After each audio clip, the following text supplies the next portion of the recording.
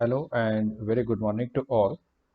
So in today's lecture, we are going to start with our third module, that is generation of the microwave by using microwave tubes. So in module number 3 and module number 4, these two modules or chapters, they are going to devote it for the generation procedure of the microwave signal, right? So if we look into the process of generating a microwave signal, we can classify this process or operation into two distinct ways. The microwaves can be generated by making use of the vacuum tube, and the microwaves can also be generated by using special type of semiconductor material. So in our next module, that is in the fourth module, we are going to see in detail how the microwaves are being generated using special type of a semiconductor device. In this chapter, that is in third module, we will devote our time to study some of the basic primary different tubes which are going to be utilized for the generation of microwave signal at a high frequency, right? And first of all, we will discuss why these microwave tubes are designed and how they are going to provide advantage over the conventional vacuum tubes, right? And then we will be starting one by one studying the different types of tubes. So in general, the microwave tubes are the tube structure and they are especially used for the generation of the microwave signal, or they can be treated as a source of a microwave signal. Okay. So the different type of microwave tubes are broadly classified into two categories. Okay. And these two categories are named as linear beam tube and crossed field tubes. The linear beam tubes sometimes are also known as O-type tube. Okay, so in which a linear beam of electron is utilized in order to produce the source of the microwave signal. In the cross field tubes, we are going to make use of perpendicularly oriented electric and magnetic field in order to generate the microwaves. So in a brief, the microwaves can be generated by two different types of tubes. One is a linear beam tube and another is a cross field tube. So based on this particular difference or classification, we are going to see the different types of linear beam tubes and cross field tubes. The example of linear beam tubes are two cavity klystron, which is acting as an amplifier, reflect klystron, which we use it as an oscillator circuit. Then we have a traveling wave tube, and the best examples of cross field tubes are the magnetron, the cross field amplifier, and the other related cross field tubes, right? So first of all, before beginning to this specialized tubes in this microwave tubes generation circuit, we are going to see the difference of conventional vacuum tubes over the microwave tubes and why microwave tubes are better suitable in order to generate the microwave signal that we are going to study now. So I will open the book and here I will introduce what is the usage of the microwave tubes. The microwave tubes are the primary signal sources in almost all of the applications which are utilizing the microwave system for their operation. Okay. So in radar systems, typically the source of a microwave signal is the magnetron oscillator.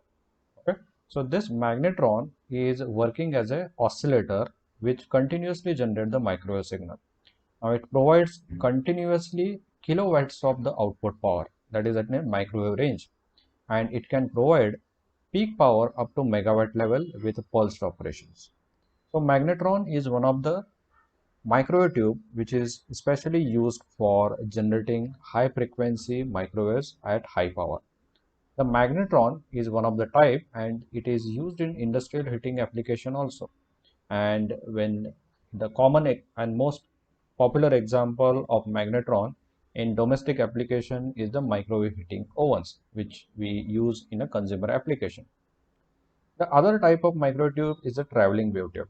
Okay, and this tube is very much popular when as far as the gain of the microwave signal is concerned. Okay, and this particular tube is especially used in satellite communication. And normally the klystron's tube, they can also act as an amplifier as well as oscillator, and these klystron tubes can be either designed for low or high power application. Okay, so even though many of the application of the microwave tubes have not been taken over by the solid state devices, the requirement of high power can only be met by the using microwave tubes. So still over here, as we discussed in the beginning of this discussion, that the microwaves can be distinctly generated by using the two different ways. One, by making use of these microwave tubes that we are going to see in detail now, and the other I told, that is by making use of a semiconductor devices. Though it is possible to generate microwaves by using a special type of semiconductor devices, we are again limited with available output power when we use semiconductor devices. So in that particular case, still microwave tubes are the best choice in order to provide micro signal at a very high power level.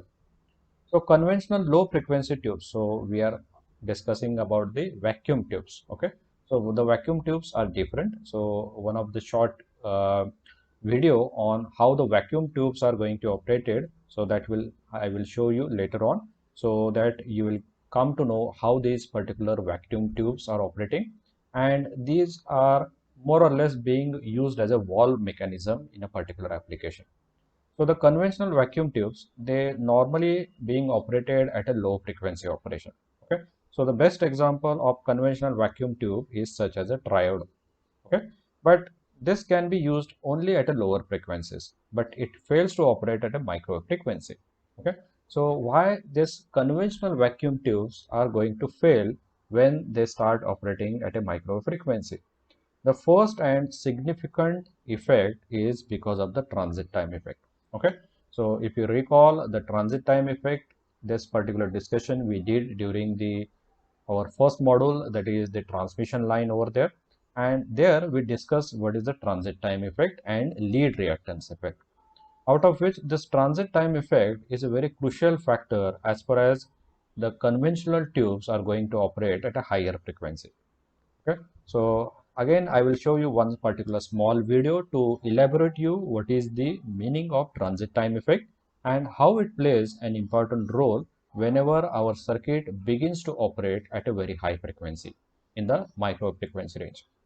So the electron transit time, we call it as the time typically taken by the electron to travel from cathode to the grid. Okay, so especially the transit time means the time taken by electrons to move from one place to another place. So if you consider this particular example restricted to the vacuum tubes such as a triode, then the transit time indicate that the time taken by electron to travel from the cathode circuit to the grid circuit. Okay, now when these tubes are being operated at a very high frequency, at that time the time period of the signal is very much less, okay, or it becomes a very less and negligible, and thus it becomes the appreciable fraction of the period of the sinusoidal signal. Okay, so the time period of the signal at a very high frequency reduces. So this reduction in the time period of the signal when it is being operated at a high frequency can become significant part or significant portion of the traveling time taken by these electrons. Okay, so because of this, what will happen is the output of the vacuum tube we are not going to get in a given time.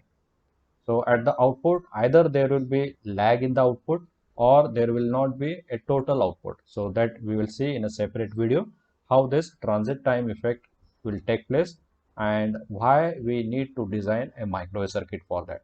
Okay. So, but for time being, you just understand that the conventional vacuum tubes such as a triode, pentode, these are going to fail when they are being operated at a high frequency, that is in a micro range.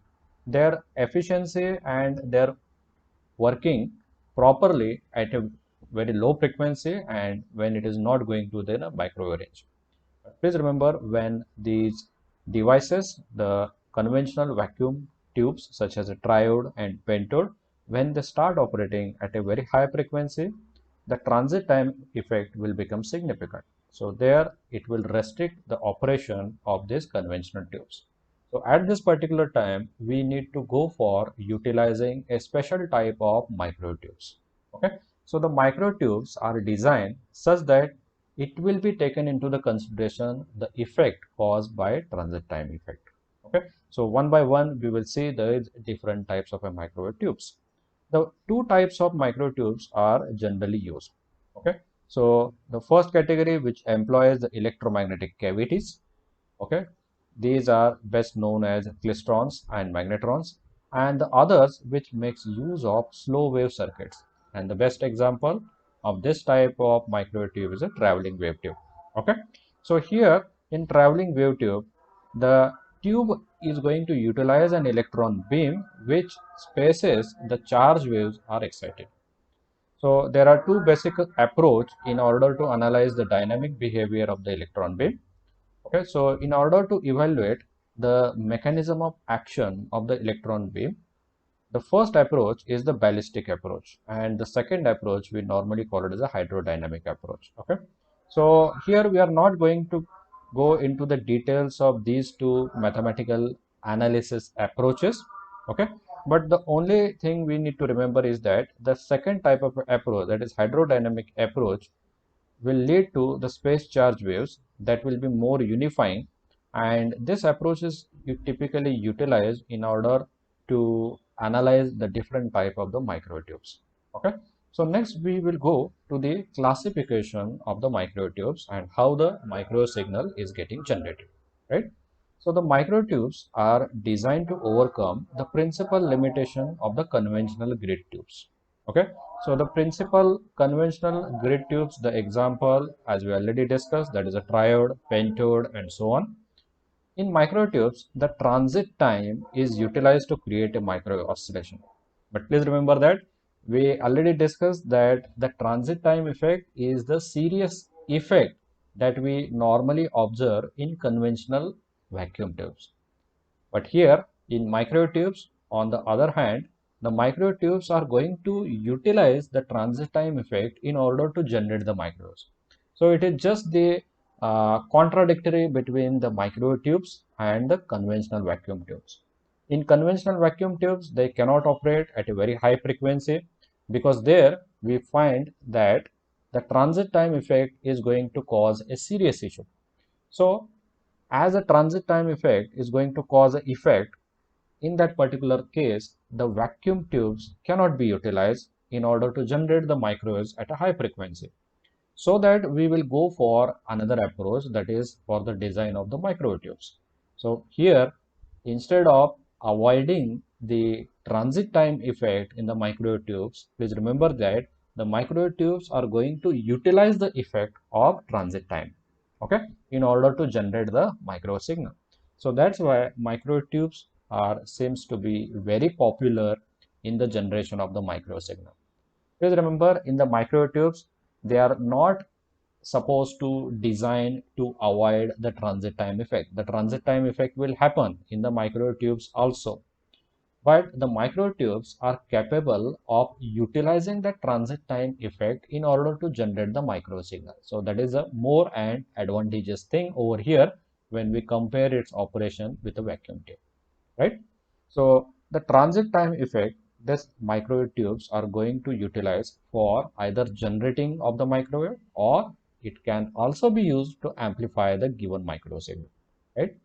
The principle which makes use of the electron beam on which the space charge waves are going to interact with the electromagnetic field in the microwave cavities, they are supposed to transfer the energy from the electron beam to the output cavity of the circuit. Okay. So the broad classification of microwave tubes are given as I already told, linear beam tube and crossed field tubes. Sometimes the linear beam tubes are also known as O-type microwave tubes. Now what is this O-type of microwave tube? O-type of microwave tube is the nomenclature given to linear beam tubes. So these tubes are sometimes also known as a linear or rectilinear beam tubes in recognition to the straight path taken by the electron beam. So these type of microwave tubes, they are going to utilize an electron beam which is in a straight line path. Okay, so that's why these tubes are known as linear beam tubes. In these tubes, both the velocity and density modulation take place. Now we will come across this term. What do we mean by velocity modulation? It is a special effect with which the energy from the beam of electron is captured and it is given to the micro signal which we want to amplify, or either it is utilized to generate the micro signal itself. Okay, so more about the velocity modulation process with a derivation we will see later on. Okay, so for time being, you just understand that these tubes are going to utilize a special process. We call it as a velocity modulation process. Okay, and this velocity modulation operation is going to give rise to bunching effect. Okay, so the example of these linear type of electron beam tubes are, the first example is clystrons. Okay, I will underline over here the clystrons. Then we have a traveling wave tube. Okay, so these are the typical linear beam tubes that we are going to study in our syllabus. Okay, so why these are called as a linear beam tubes? These are called as a linear beam tubes because these microtubes are utilizing a straight line path of the electron beam for their operation to generate the microwave signal or to amplify the microwave signal. The next type of microwave tubes that we are going to discuss is the M-type tubes. Okay, so the M-type tubes are also known as a crossed field tubes, in which we are going to utilize electric and magnetic field which are oriented perpendicular to each other in order to either generate the micro signal or to amplify the micro signal. Okay, so in these tubes the electron travel in the curved path, please remember. So in the case of linear beam tube or O-type tube, the electrons are going to travel in a linear path. But in the M-type tube or crossed field tubes, please remember, the electrons are going to travel in a curved path, not in a linear path. And they are acted upon by the magnetic field. Okay, and these types of tubes are known as crossed field tubes. Okay, so a magnetic field is utilized in this particular tube and it is a static and it is constantly maintained perpendicular to the electric field. Okay, so why these are called as a M-type tubes? These are called as a M-type tube because the crossed magnetic field with the electric field is present in the microwave circuit. Okay, so the example, typical example of this type of tube is the magnetron. Okay, so normally we use magnetron tube as an oscillator circuit. The other example of M-type tube is the cross field amplifier, where the two fields, electric and magnetic fields, are crossed with each other, perpendicular to each other, and this particular mechanism is utilized to generate and amplify the microwave signal. Okay, so more about these types of a tube. We are going to see the linear tubes, in which we are going to study in detail the operation of the klystron and traveling wave tube.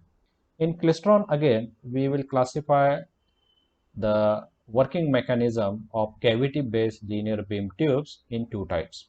First is a two cavity klystron, which we commonly used as a microwave signal amplifier. And the second type of klystron tube is, we call it as a reflex klystron tube, which is popularly used to generate the microwave signal.